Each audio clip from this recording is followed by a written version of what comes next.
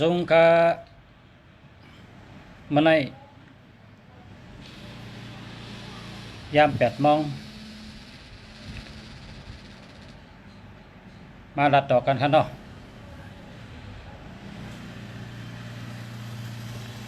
คำพองซื้ออันเปิ้นหมอลิกชูเจ้าหมอลิกชูเจ้าก็อ่านทั้งก้อยมังก็มีข้าวยามอ่านคาเตมาอ่านลิกเนเป็นปิญญาตั้งหู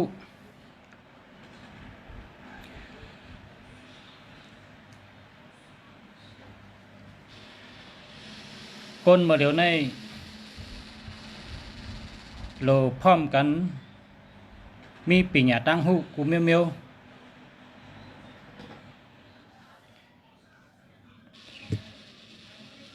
โลพร้อมกันมีตั้งหูปิญญานำปิญญาในจอยกันไร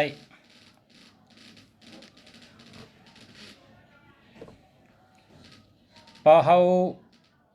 หักเผอพอเขามีเมตตาที่เผอปนไหนก็เขาจอยหรือก็นั่นแหละเขาไว้ใจเมตตาเฉลยจอยเขาอ่ำโหลมุงมองว่ากูมันอ่ำตอบแทนกุ่งเกจูอันว่านั้นห้ำโหลมุงมองอย่าไปมุงมองวันบันเตตับกุ่งเกจูเนี่ยอย่าไปมุงมองเฮาไว้เจอเมตตาเฮเลจอยมันเฮาไว้เจอเมตตาเฮเลไว้เจอฮักเฮเลจอยเขาเดี๋ยวไรกูสู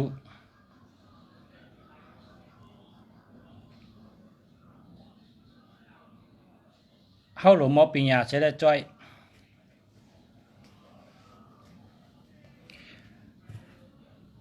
เฮาฮู้ว่าพอเฮาฮู้ว่าคนก็นั่นเขาเป็นสังเอเนี่ยคนก็นั่นเขาเป็นสังเอนะพอฮู้ยาวเนี่ยเฮาโหลกะลัดต่อมัน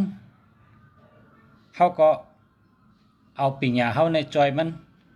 เฮาหมอจึงหือก็เฮาจอยจังนั้นเฮาเป้จึงหือก็เฮาจอยจังนั้นเฮาเฮ็ดไรจึงหือก็เฮาจอยจังนั้นมันก็เป็นการกู้สู่อย่างหลวงเนี่ยก็เปลว่าเฮาจอยมันเฮาฮู้ว่ามันใครเป็นจังหือ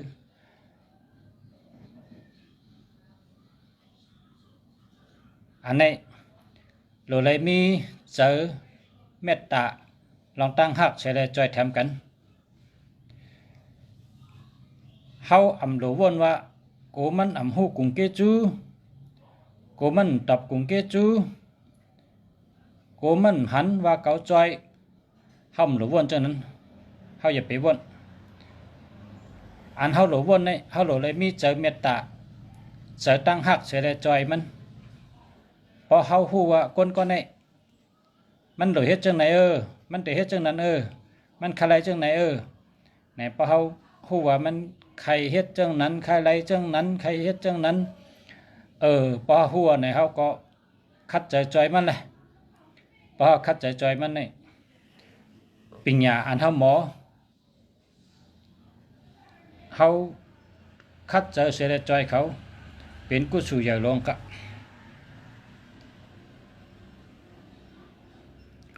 ข้ากินยาคือนะเป็นยาคือเนี่ยยาคือข้ากินยาคือเลยกำวัดกินทั้ง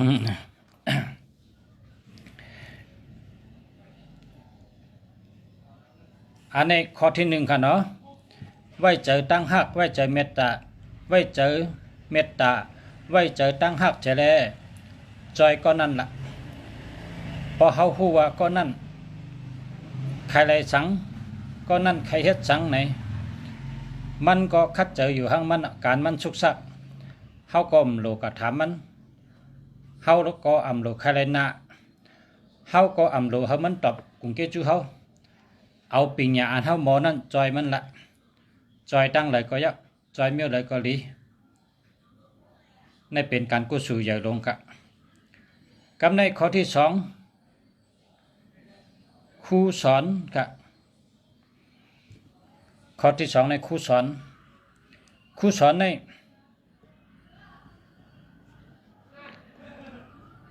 อกัดสอนปันลิกเปิ้นปอกัดสอน2 เดือน3 เดือนสอนมาหลายวันแล้วก็อำหมออำเป็นปะไหนครูสอนอำมีน้ำกัดครูสอนอำมีปัญญาและ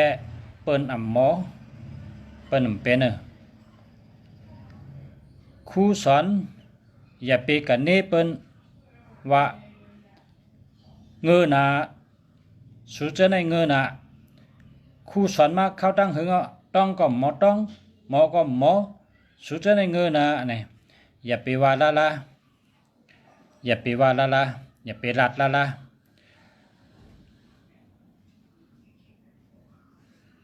ก็อันกัดสอนอันเป็นครูนั่นเป็นก้นเงอก็เปิดอำมีปัญญาก็เปิดปัญญานำกัดปัญญาอำเป่งป้อและสอนเปิ้นอำมอเฮาอย่าไปกันเนเปิ้น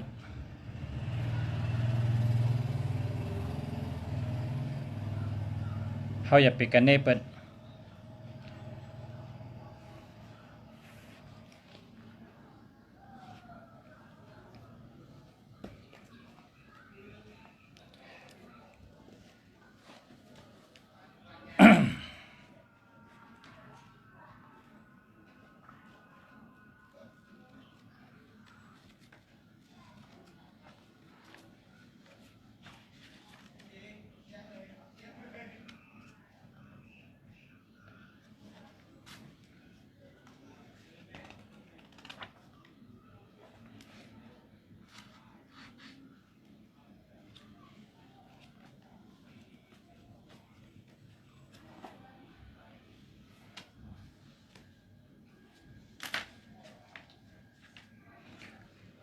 พอเฮาเนเปิ้นในผิดกำเดียวอะก็เพราะว่าเฮาเป็นครูสอนเฮาสอนปันเปิ้นอำหมอเพราะเฮาว่าเปิ้นเงอเนี่ยเฮาผิดเฮาอย่าไปว่าเปิ้นเงอเฮานั่นแหละตัวเฮานั่นแหละตัวครูสอนนั่นแหละเป็นคนเงอก็เปิ้นมีน้ำกัดแต่ที่สอนปันเปิ้นเฮาเปิ้นเฮ็ดจอมเฮาเปิ้นหมอ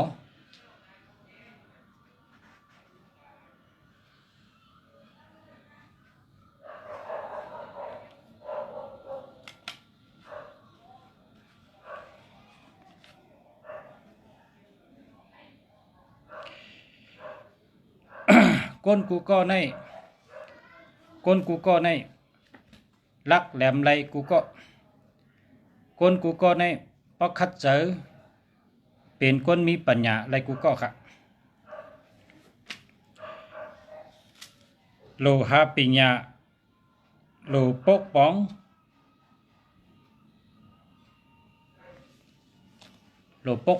ตัวเก่าเฮาเป็นคนมีปัญญาปุ่นตาเตจอยไหลภายหนึ่งตั้งหนึ่งอันเฮาใครจอยก็นั่นเฮาหักมันเฮาใครจอยมันเฮาอำโหลมุงมองมันตอบกุงเกจูเฮาโหลมุงมองเฮาโหลมุงมองสังเฮาเลยจอยมัน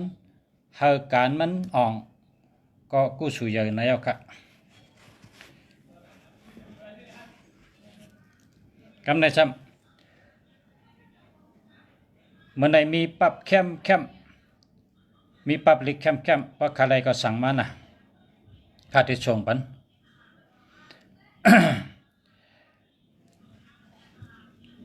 ปรับอันนี้มีขายไว้เขาเพราะว่า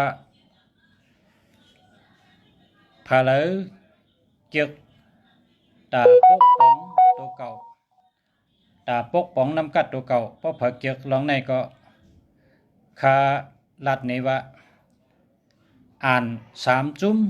นะอ่าน3 จุ้มปรับ3 จุ้มเนี่ยอ่านให้เข้าใจแล้วก็อ่านลองชุนจือมันมี3 ข้อครับเจ้าคือเขาในมีจือเสียงหลังชุนจือชุนวูชุนปิงเนี่ยมี3 ข้อ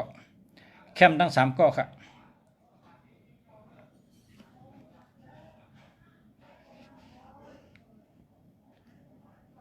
เชอ789นะครับเชอ789 มีขายเขา789ก็มีขายครับคาเตยอนอ่านเด็กเปิดคาเตยอนผุยเนมาติกะโหเคาะกำนำมันอีกหนึ่งกันเนาะ อันในปั๊บอันในแคมเต้ๆครับ จื่อห้องว่าซุนจื่อนะครับซุนจื่อในเป็นปั๊บเล็กอันสอนปันคนเฮามีปัญญาหมอไปเส้นตั้งมันแม่นหมอปกป้องปันคนตั้งนำเฮาเลยมีตั้งหูเฮามีปัญญา ในปั๊บซุนจื่อนั่นเป็นปั๊บลองคึกเข้มลำลองปุนตาวันเมืองเตะเจ้าเลยผู้เลยแลไล่เล็บเห็นป้อไหนจึงเล็บเห็นให้ป่องใจตีจอยหรือไล่เตะขาออจึงซึกเป็นลองคึกคำลำลองปุนตาวันเมืองเตลิบหือเตตายก็อยู่ที่ผู้อ่อนโหนั่นยาวตาเตอยู่รอดหือตาเตล่มโจมนั่นก็อยู่ที่มันเจ้ายาวจังว่าตักไล่เสือเจอเล็บเห็นเจิงซึกปับซุนจือในจังแรงเพราะเผยเคยเป็นก้นลักแหลมลักเย้าลักไหลแทงค่ะหมอเย้าหมอไหลแทงผู้เย้าผู้ไหลแทงนะปับ3 มึง3 จุ่มในเพราะอ่านเย้าไหนก็หมออยู่จอมกันกูเจ้าเคยหักกันหมออยู่จอมกันหมอจอยแถมกันแคมเตะค่ะเย้าก็อันนี้เป็นปับซุนจือค่ะเนาะปับซุนจือในซ้ำเป็นเส้นตั้งอ่อนกว่าอ่อนไปอ่อนเฮ็ดอ่อนสร้างอ่อนขึงอ่อนปองซับแรงแต้มเหนไว้ดีงามอันนี้เขาเอาสอนในห้องเห็นค่ะข้อตอนที่1ได้ค่ะอ่านกับเมื่อกี้เนาะตอนที่2ในเจิงซึกซุนจือในถูกไล่ห่มงำลอยโตหาเปิงอันตักไล่นับสอนจอมทำในลุมพระอันเป็นภูมินาลินตีอยู่ผูกก้อนและผูก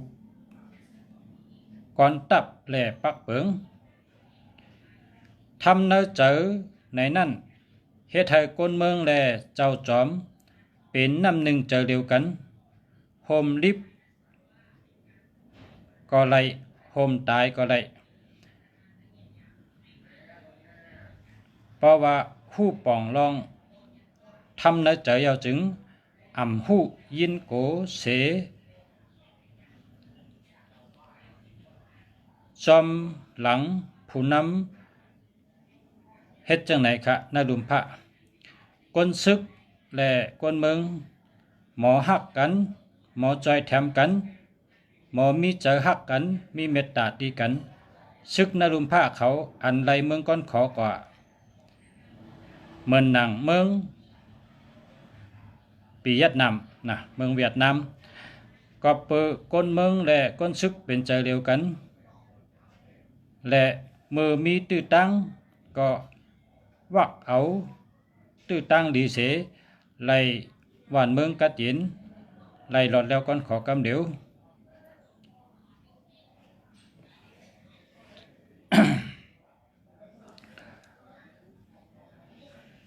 คาไลเวอร์เข้มกะหือคะคาไลเวอร์โทก็มีกะ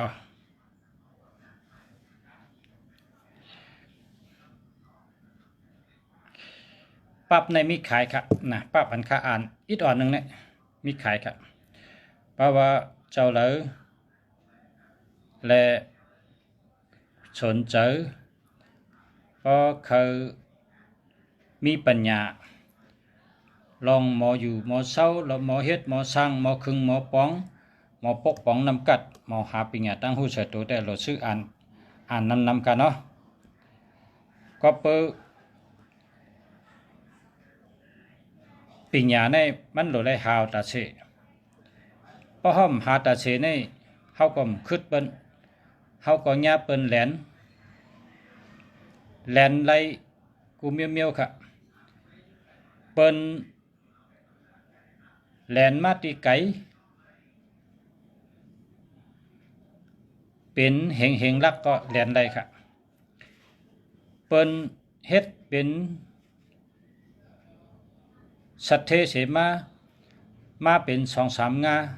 มาหลอกมาแหลนเฮาก็แหลนได้เพราะเฮามีปัญญากลับเมื่อเดียวในโลมีปัญญาโลฮู้ตันกูเมียวอำใจว่า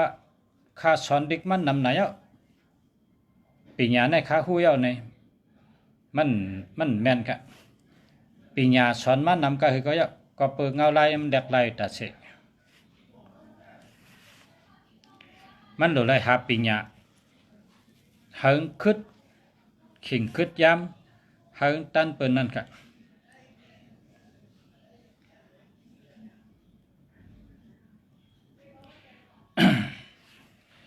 อ่านทั้งอินเนาะแคมจะพุงมีหน้าดินอันว่านั้นว่าเลยข้าวตั้งไก่ข้าวตั้งจำมีผู้เข็นเฮรอดผู้เข็นผู้จักตั้งกวางตั้งแก็บนาลินและผู้จักหมอยิบตื้อตั้งเสปุนตาหลอดตั้งตายปุนตาตีหลอดลองลิบลองตายนะกันในคำกับอินนะคำกับอินก็มี5 ข้อที่1เจ้าจอมเหลอมีทำตลาดเนื้อเจอว่าผู้ก้อนตับไผ่เหลอมีน้ำกัดลองผ้าลิ้นจอยไผ่เหลอมีปักเปิงเข้มและยิบจีกันปักเปิงเข่งแดดเน็ดแดดดอไผ่เหลอมี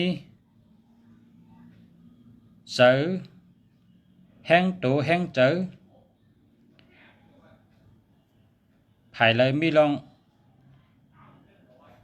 พึกพ่อนนำเหลือไผ่เลยมีลองเฮ็ดจอมปักเปิงอันถูกดียุกยองก็ยุกยองอันถูกดีปันตามก็ปันตามแต่ต่อจังนั้นจึง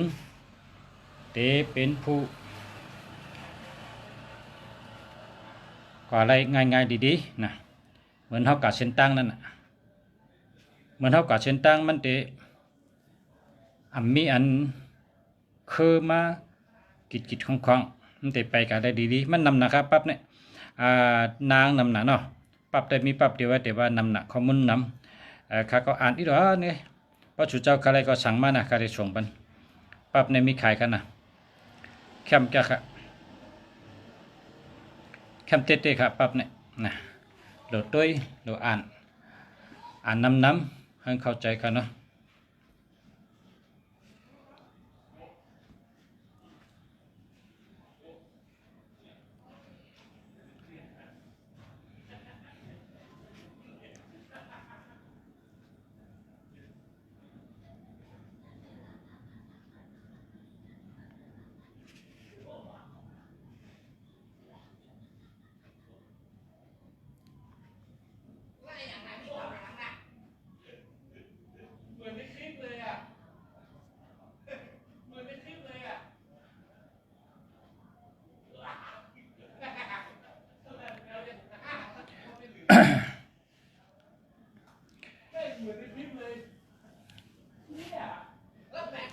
เมื่อเขาคาก็เล็กนะ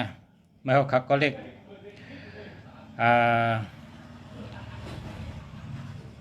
ก็เปิดว่าเมื่อนั้นเป็นปานเนวินอันเป็นมารนี่อันเป็นชึกมันนะเฮ็ดตาลาเป้กินก้นเมืองกูเจ้าคือก้นเมืองกูเจ้าคือก็เปิดว่าซึกมันเฮ็ดตาลานะเมื่อปันนั่นนะเมื่อปันปกชุกในวินนั่นซึกมันเฮ็ดตาลาก้นเมืองพร้อมกันดัดว่าซึกมันได้เฮ็ดตาลาเขาตีพร้อมกันลุกพื้นเป็ดก็เปิดเขาเฮ็ดจำตาลา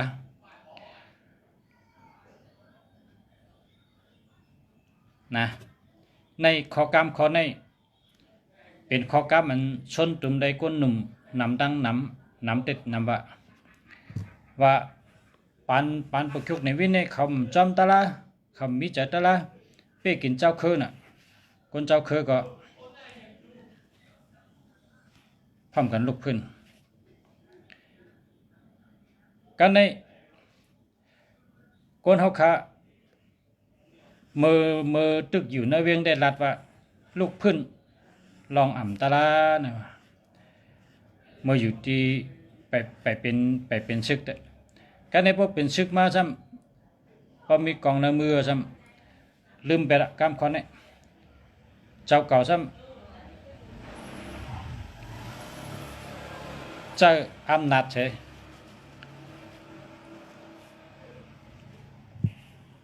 เป้กินก้นเมืองปะไหน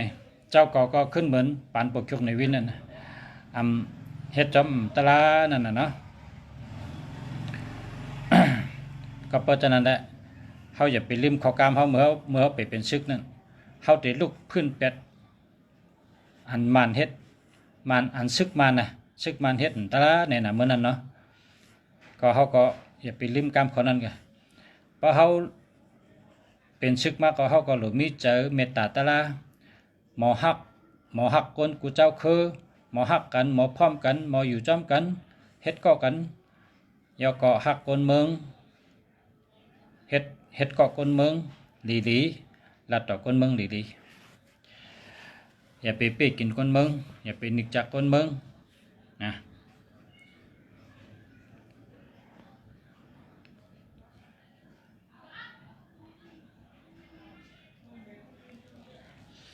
เมื่อเจ้าเก่าหันถึงว่า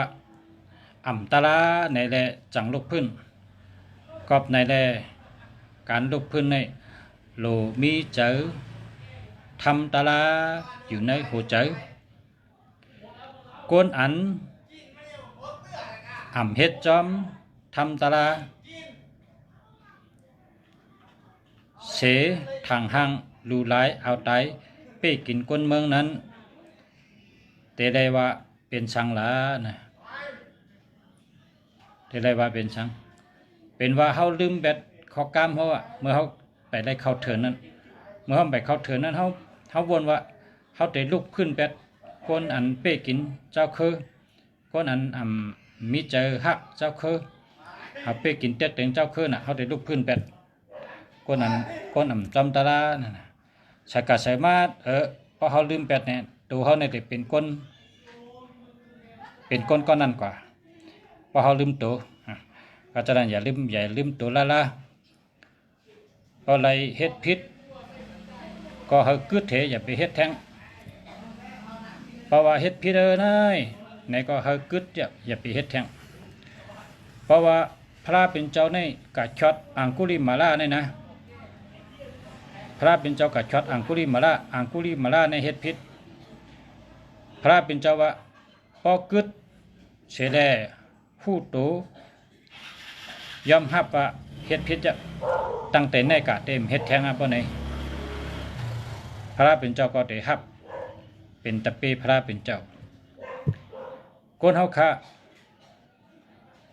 ก็เปอสลาปะเนอที่สั่งแล้วก็เปอคนเฮก็อันที่ใจทำตะลาเหมือนกันน่ะมีเพื่อนกันน่ะที่สั่งมาคือจะไหนจังไรเฮ็ดผิดใครก็ว่าเฮ็ดผิดนี่ก็อย่าไปผิดแทงนั่นก็เพราะผิดจะทำสืบเฮ็ดแทงสืบผิดแทงให้ไหนได้ มันก็เป็นอังคุลิมาลาแหละแต่เป็นหังแต่เป็นเทวตาแกเทวตาในห้ำหู้พิจุซ้ำสืบเฮ็ดที่น่ะวายมาลินอื่นน่ะตกงาลายงาลายเนี่ยมันจะว่ามีเมืองผีนะเมื่อเร็วในเสื้อปิญญาหมักตาปิญญาให้ด้วยนักกำผาเนี่ยแหละก้นคำพองเกิดมาตีนก่อมป้ามาเกิดมากัดตัวหลายๆคำพองเกิดมามือก่อมป้ามาเกิดมากัดตัวหลายๆมาเป็นขำบดก้นในอาศักมันถึงเหงเสกก็เมื่อมีแหงเฮ็ดไรกูเมียวก็เพราะฉะนั้นแหละโหวตมันตื่นกว่าตั้งเลยโหวตในนะมันเหมือนหนังกงเงาพอเฮากว่านั่นแหละเฮาหันกงเงาลำจอมเฮากว่าตัดเสเฮาแลนไวไกลก็ยะกงเงาเฮานั้นมันก็จอมเฮากาดไวเลยถึงกันนั่นก้นอันปลายก็อยู่เมืองแล้วก็ยะมันโหวตอันชูเจ้าก่อเห็นอันชูเจ้าเฮ็ดกว่านั้นมันก็จอมชูเจ้ากว่าหาปากจัดเตกัดตอบแทนชูเจ้าอยู่ก็เพราะฉะนั้นแหละต้องปานว่าอย่าไปเป้กินคนเมืองอย่าไปนิกจากคนเมืองอย่าไปเอาตายคนเมืองคนเมืองตาลำหู้สังเสียอิดกะหู้สังเสียอิดปิญญาก็เปิ้นได้สอนการเหล่ว่านเหล่เมืองเปิ้นก็มีการโตทบกว่าเมืองห้องเมืองจานเปิ้นก็กว่าเปิ้นก้อยหู้เฮ็ดกินการเด้งต้องเฮ็ดกินให้ใช้กินนาเมืองแรงมาก็กินข้าวเหนียวเฮ็ดสวนเฮ็ดนากลางค่ำมาก็อาบน้ำมื้อนอนตั้งหู้เป้งชูเจ้าไรหรอชูเจ้าใน10 เมืองเข้า9 เมืองออกกินข้าวแสนเยกินข้าวแสนเยแสนยองชูเจ้าว่าคือก็ตั้งรักก่อมเป้งชูเจ้าไรตั้งหู้ก่อมเป้งชูเจ้าไรชูเจ้าลาก็เขากาไรถอมชูเจ้าป้อเขาก็กาไรคำหักใส่ใจก็คือก็เยอะเพราะชูเจ้าเอาตายคำใครตายใช้อิดละใครตายอยู่ก็คำย้อม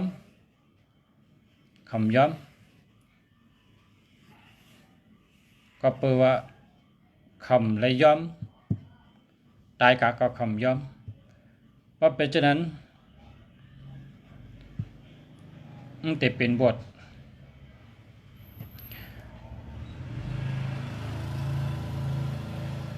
แต่เป็นบทขึ้นจอมเจ้าอันก็เฮ็ดนั่นก็เองกับพอโฮมกันเฮ็ดก็แต่ไรโฮมกันจามโฮมกันคำ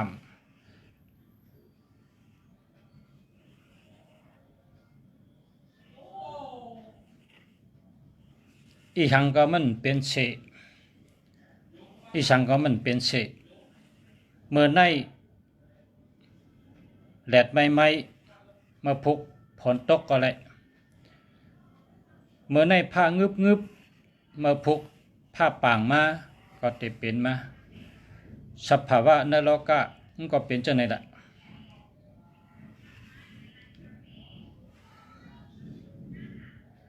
อย่าไปเข้าเฮาเปิ้นเหมือนใจเฮามันมีเผาเหมือนไรอย่าไปเข้าเต็กเต็งเฮาเปิ้นหันดีเฮามันมีเผาหันดีละปอเจ้าเก่าใครไล่นำใจเปิ้นปักใครไล่โหใจเปิ้นปักใครไล่นำใจเปิ้น เจ้าเก่าเฮ็ดเฮาแคมเฮ็ดเฮาหลี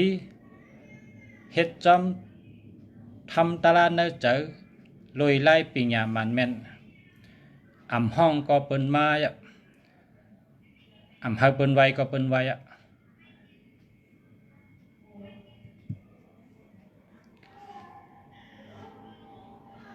พอกำมันในเปิ้นว่าเล็งๆกอกๆมาจ้าลอกเล็กกดเปิ้นเอาเฮ็ดเคี้ยวไม่กดเปิ้นเอาเฮ็ดแอกคนกดมันเจออังอีหังหลาย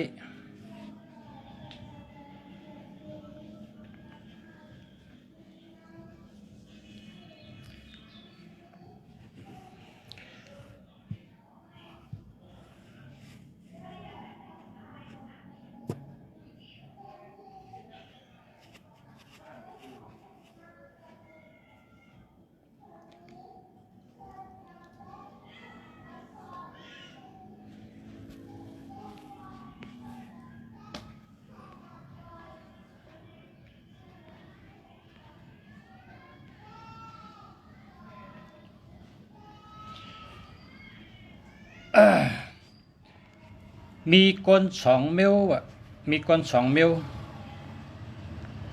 คนได้มี2 นิ้วเนี่ยว่ะคนนิ้วหนึ่งนั้น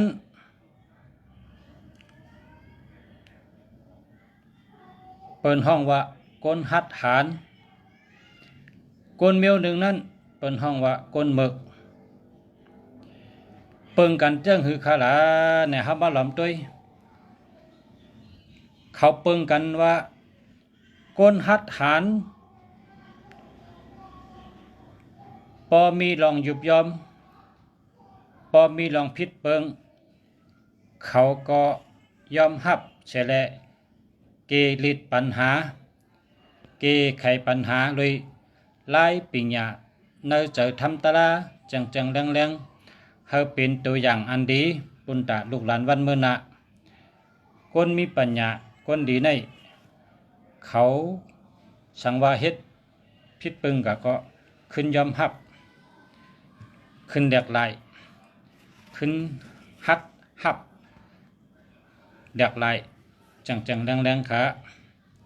อันนี้เป็นคนหัดฐานก้อยกะก้นแทงเมียวหนึ่งจำเป็นก้นเมือกก้นเมือกอันเป็นว่านั้นตั้งเฮ็ดเขาเจ้าซ้ำเป็นจังหือเนี่ยเขาเจ้าตั้งเฮ็ดก้นเมือกใน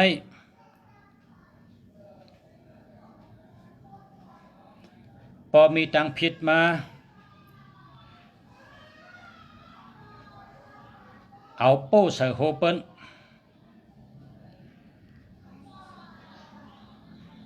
เอาตังผิดกับโป้ใส่เปิ้นเปิ้นห้องว่าเกโตเวโหเอาตังผิดอันนำดีนั่นกว่าโป้ใส่เปิ้นเสร็จแล้วเอาตัวลัด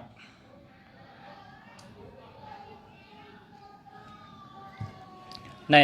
มีคน2 นิ้ว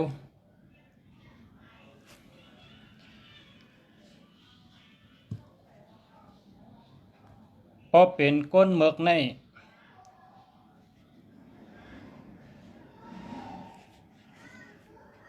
ลัดก็เตลัดความเมือกว่นก็เขาก็ว่นลองตั้งเมือกพอจี้สั่งออกมาเฮาเฮ็ดก็เป็นเช่นตั้งเมือกก้วยกะพอซ้ำว่าเฮ็ดเฉไรนาไรตาซ้ำเขาซ้ำออกหน้าออกตาว่าผีมือเขาแน่ๆเนี่ยผีมือเขาเจ้าแน่น่ะเป็นไงป้องอ่องพอเฮ็ดเฉไรอ่ำอ่องซ้ำเอาอาเป็ดตั้งพิษกับโป้เสเฮก็ซ้ำไปลาแทงนี่แทงลัดว่าเขาว่าอยู่นะเขาสั่งเฮ็ดไหนมั่มเฮ็ดจำไรเป็นตั้งยุบย่อมมานะ ก้นเมือกในลัดก็เขาลัดลองเมือกเฮ็ดก็เขาเฮ็ดลองเมือกวนก็เขาวนลองเมือกก้นเมือกเนี่ยก้อยกะบ่เป็นก้นดีซ้ำวนลองหลีลัดลองหลีเฮ็ดลองหลีผีก็หันก้นก็หันเฮ็ดหางแลผีในหางดีจ้าล่ะเนี่ยพอมัดด้วยในเปี่ยมมาจูตะลาลีปานั่นนะผีในหางดีใจเนี่ยก็เพราะว่าผีในเขาวนลองดีหลายๆแบบเขาวนลองดีหลายๆเพราะเขาลัดออกมาเขาก็ลัดลองดีเพราะเขากำแถมเขาก็กำแถมปันก้นอันเฮ็ดการดีวนก็วนลองดีเฮ็ดก็เฮ็ดลองดีพอลูกกำแถมในก็กำแถมคนเจออันเฮ็ดลองดีนั่นเนี่ยว่าจะว่าเขาหางดีนะนะคุณผีเนี่ยนะ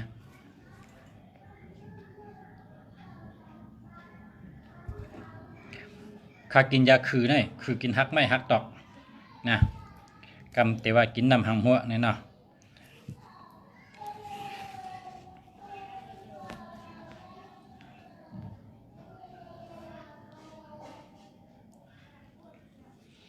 กำนั้น เขาย้อนว่า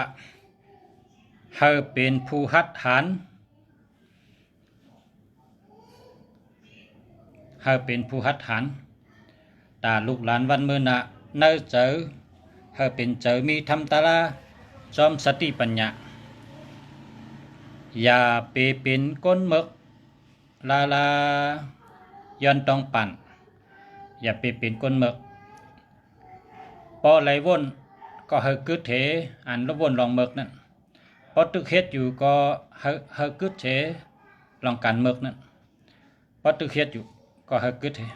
พอเตเฮ็ดไปตั้นได้เฮ็ดนี่ก็อย่าไปเฮ็ดยาวการมึกนั่น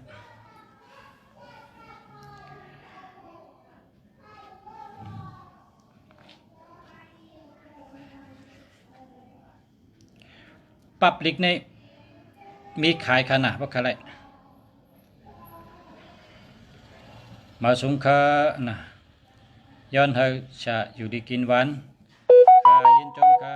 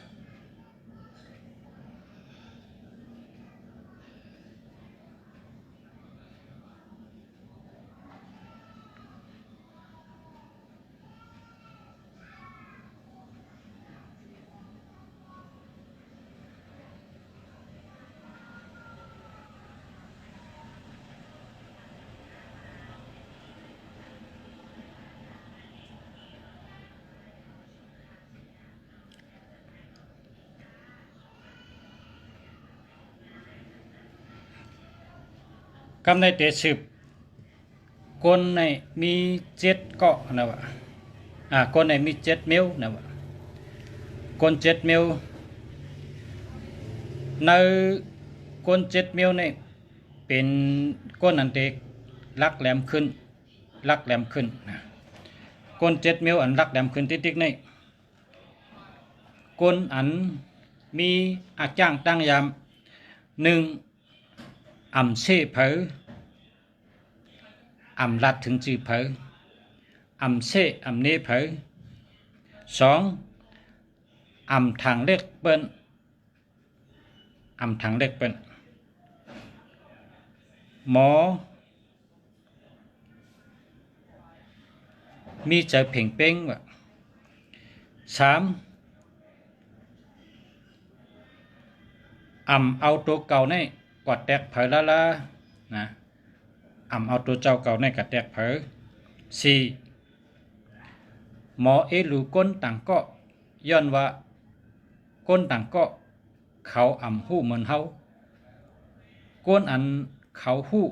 เฮาก็อ่ำหู้เหมือนเขาก็ว่าก้นกูก็มีตังหู้กูก็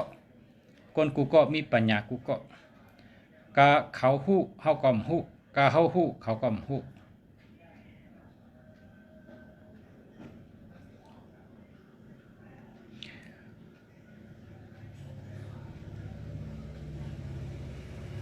ห้า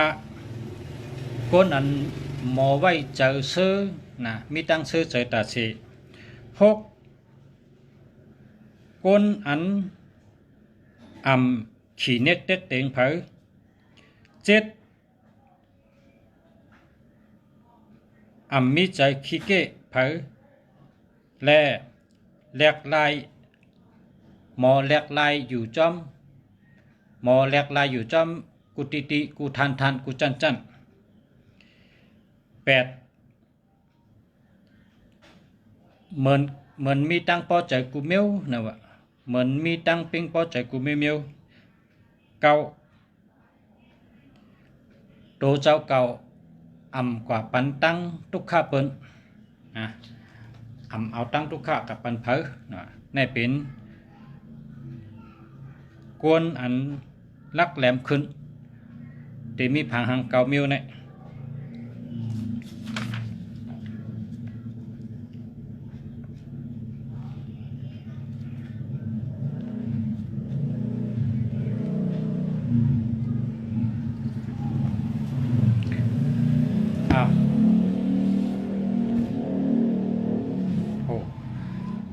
อุบกันกะอุบกันมาพอเต็มจะมองฮะมาสงฆะมาสงฆะมาสงฆะว่านั่น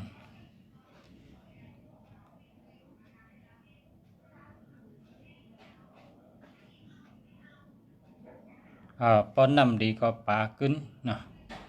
เอาค่ะ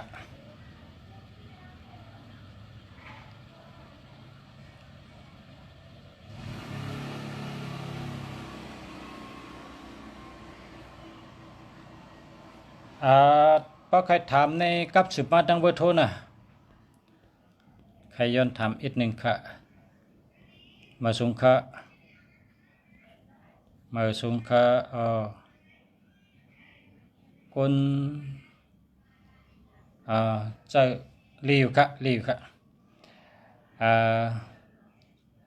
อันนั้นดีค่ะหมายป้องที่เจอนั่นดีกันนะแล้วก็